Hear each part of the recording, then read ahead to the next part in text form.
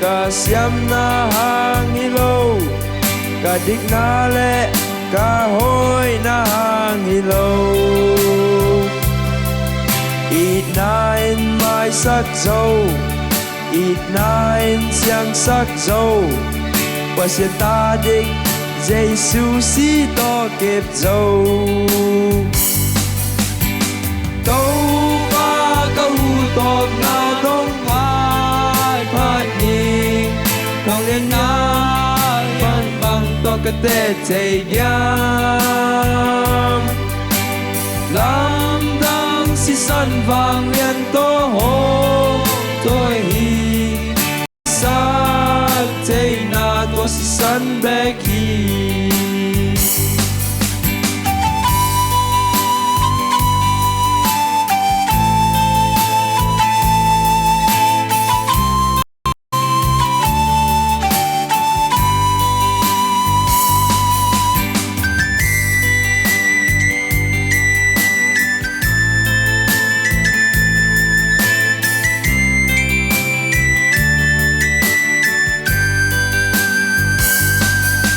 Ka biel na hang hilo, ka siam na hang hilo, ka dik na le ka hoi na hang hilo.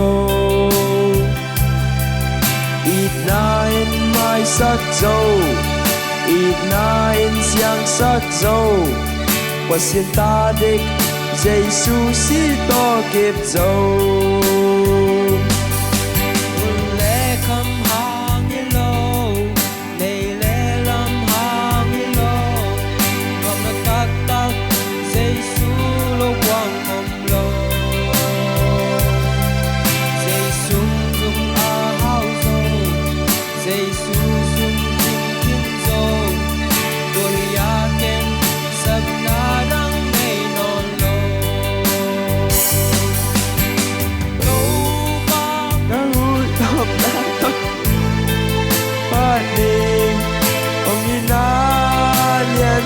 Tôi cái tê chạy nhám.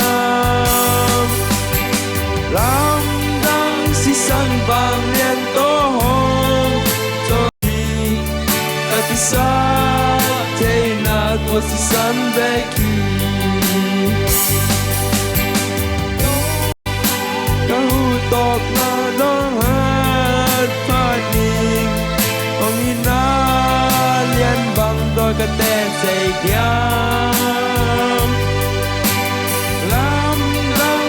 Sân vàng liên tô hồ tôi hi, ka Kisak Theihna tua si sân bê khi.